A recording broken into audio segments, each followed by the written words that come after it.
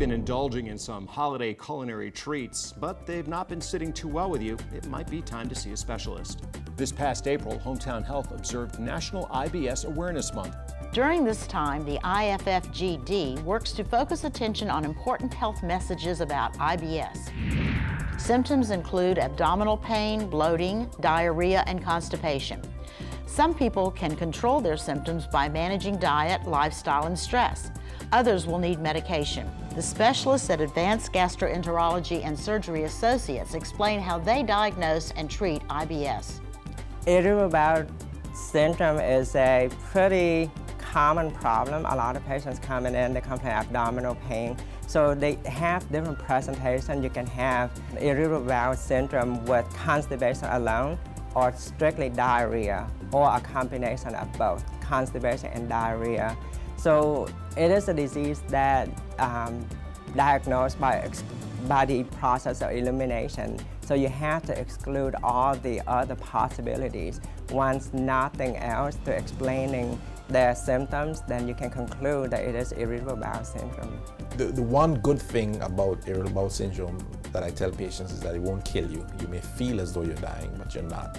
If someone has chronic abdominal pain associated with changes in bowel habits, and it's been going on at least 3 times for the past 6 months to a year, then you can, by what's called the Room criteria, diagnose them with irritable bowel syndrome. Now, of course, these are patients without warning signs, meaning no weight loss, no poor appetite, no blood in the stool. But it has to be abdominal pain associated with changes in bowel movements. And then, if everything else is there are no other warning signs, then you can make the diagnosis of irritable bowel syndrome.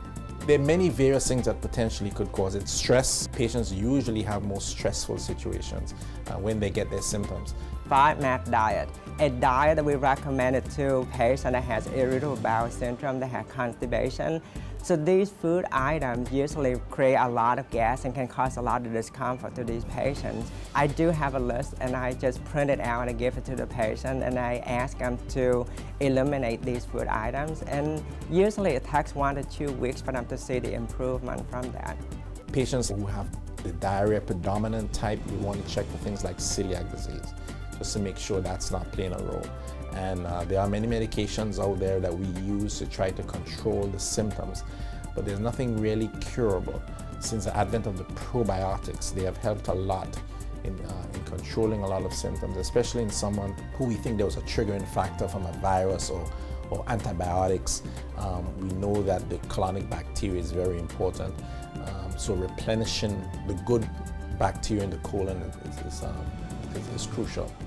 For more information, as well as the testing and treatment options offered at Advanced Gastroenterology and Surgery Associates, please click on the IBS Aware Story link icon on our homepage, yourhometownhealth.com.